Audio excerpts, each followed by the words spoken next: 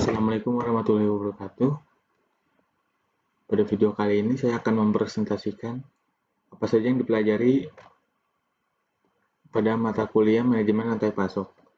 Sebelum presentasi ini dilanjutkan, saya izin memperkenalkan diri terlebih dahulu. Saya Ahnaf Rabinanda dengan LPM 11 20 10 10 11 dari jurusan Sistem Informasi Universitas Widyatama. Pertama-tama akan membahas profil perusahaan dari PT Baroka Sarput. PT Baroka Sarput merupakan perusahaan yang bergerak di industri pangan. PT Baroka Sarput merupakan perusahaan supplier yang menyuplai bahan baku kepada beberapa perusahaan, salah satunya Els Group. Kepada Els Group, PT Baroka Sarput menyuplai bahan baku untuk pembuatan keripik tortilla seperti tepung dan jagung. Selanjutnya, ada permasalahan umum. Permasalahan umum dari PT Sarput yang pertama, banyaknya perusahaan pesaing.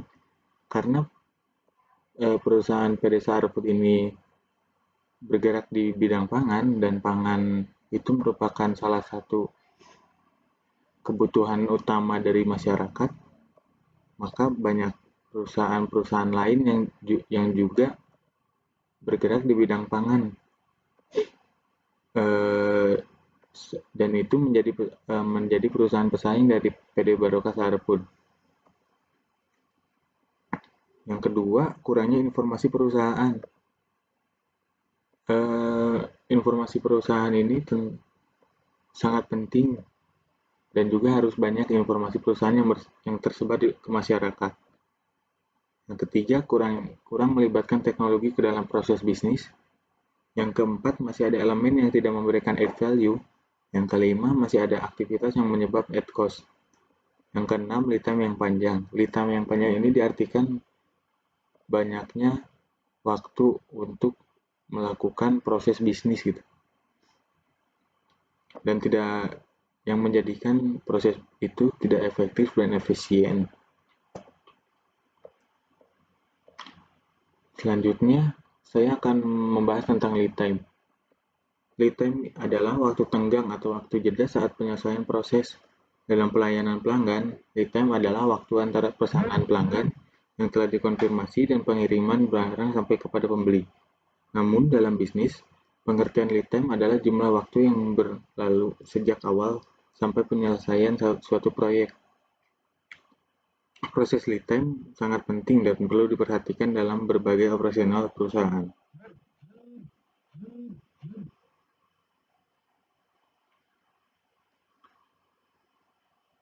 Selanjutnya, ada efisiensi lead time. Yang pertama, menggunakan waktu dengan sebaik mungkin. Yang kedua, adanya add value dalam setiap proses. Yang ketiga,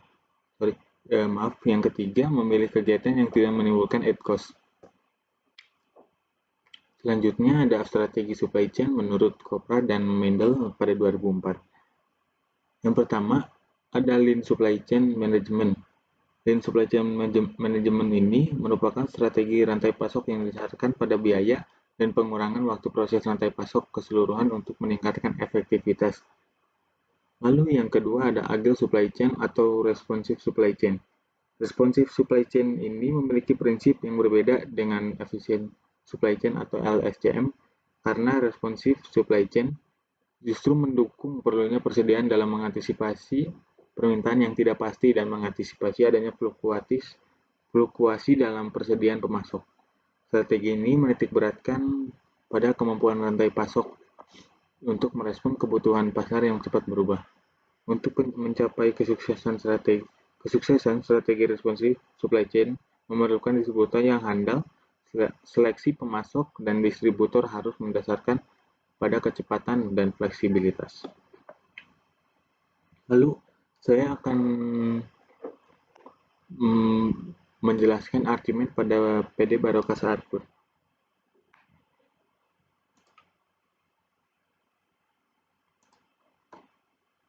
Pertama-tama, Els Group mengirim surat pemesanan kepada PT Baroka Sarput. Lalu, PT Baroka Sarput menerima pesanan dari Els Group. Setelah menerima pesanan, langsung ke proses cek stok barang untuk memeriksa stok barang yang berada di gudang. Selanjutnya, memproses pemesanan seperti packing dan lain-lain.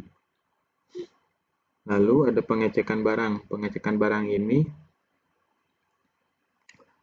untuk melihat barang yang akan dikirim kepada Els Group agar tidak cacat dan kadaluarsa. Lalu selanjutnya pengiriman barang. Ini layer bisnis.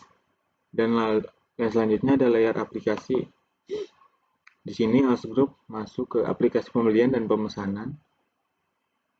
Menerima pesanan, itu data pemesanan, cek stok barang, data stok barang, memproses pemesanan ke aplikasi pemesanan, pengecekan barang ke aplikasi cek barang, pengiriman barang ke aplikasi pengiriman. Sesudah layer aplikasi ada layer teknologi.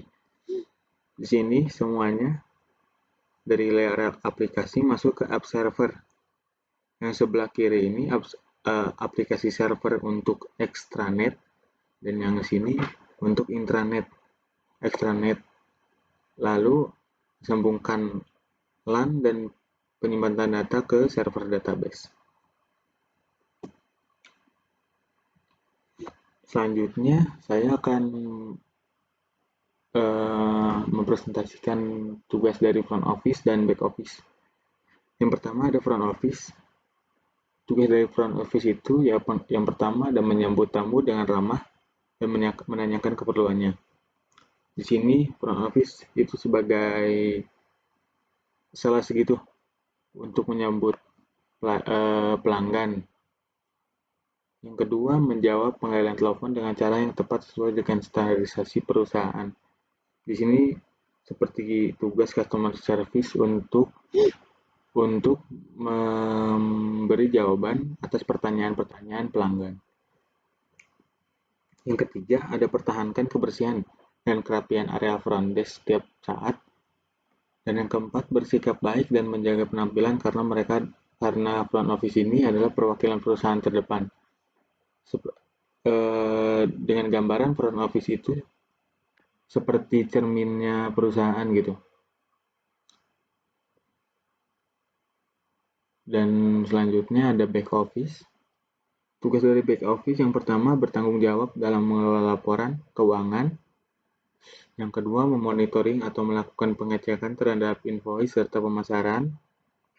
Yang ketiga membuat laporan penjualan serta pemasaran.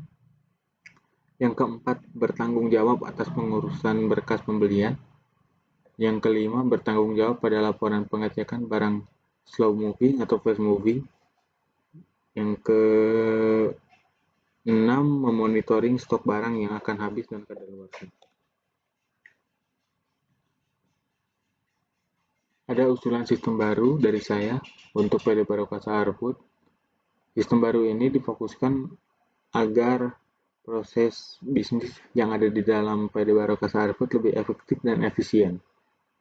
Yang pertama, menggunakan software ERP. Software ERP ini membantu karyawan atas tugas-tugasnya seperti laporan penjualan, membuat laporan stok barang, seperti melakukan pengecekan stok barang gitu, dan lain-lain yang masih bersifat manual. Yang kedua ada menambahkan jaringan intranet, extranet, dan internet ke dalam sistem. Yang ketiga ada menambahkan tracking inventory. Tracking inventory ini menggunakan software ERP juga. Di sini karyawan dapat melihat stok barang yang ada di gudang dan juga data-data barangnya juga sekalian. Dan yang keempat ada menambahkan tracking delivery. Di sini tracking delivery itu karyawan dan juga pelanggan dapat melihat pesanan pelanggan itu barangnya sudah diproses sampai mana sih? Seperti misalnya barang masih diproses di packing barang gitu sebelum pengiriman. Nah, lalu di sana tertulis barang masih di packing dan contoh lainnya gitu sampai barang itu diterima oleh pembeli. Lanjut ada penjelasan intranet, extranet, dan internet.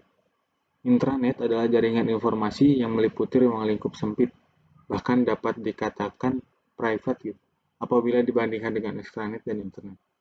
Sistem ini diciptakan agar ruang kerja digital suatu perusahaan lebih berfokus pada dokumen, proyek, alat, percakapan beserta seluruh kinerja karyawan. Intranet ini jaringan informasinya kecil gitu, hanya di dalam suatu perusahaan aja seperti menghubungkan karyawan dengan atasannya dan juga pengiriman laporan-laporan penjualan, laporan-laporan perusahaan dari komputer yang ada di dalam perusahaan. Lalu lanjut ke yang kedua ada extranet. Extranet adalah jaringan pribadi yang menggunakan protokol internet dan sistem telekomunikasi publik untuk membagi sebagian informasi bisnis atau operasi secara aman kepada penyalur, penjual, mitra, pelanggan, dan lain-lain. Extranet ini lebih besar lingkupnya daripada intranet. Extranet ini meliputi supplier, penjual, mitra, dan informasi-informasi bisnis dari perusahaan ini dapat dilihat gitu oleh supplier, vendor, dan partner. Yang ketiga, internet dapat diartikan sebagai jaringan komunikasi global, di mana jaringan ini menghubungkan miliaran jaringan dengan komputer, di mana ia menggunakan sistem standar Global Transmission Control Protocol atau Internet Suite. Di sini kegunaan internet untuk perusahaan ini yaitu menyebarkan informasi-informasi perusahaan kepada masyarakat gitu. Dengan internet, misalnya perusahaan ini berlokasi di Bandung gitu. Dengan internet, informasi-informasi tentang perusahaan ini dapat dilihat tidak hanya di dalam Bandung aja, di luar Bandung pun bisa gitu. Dan sekian dari presentasi saya. Mohon maaf bila ada kekurangan dan salah-salah kata. Wabillahi taufiq wal hidayah. Wassalamualaikum warahmatullahi wabarakatuh.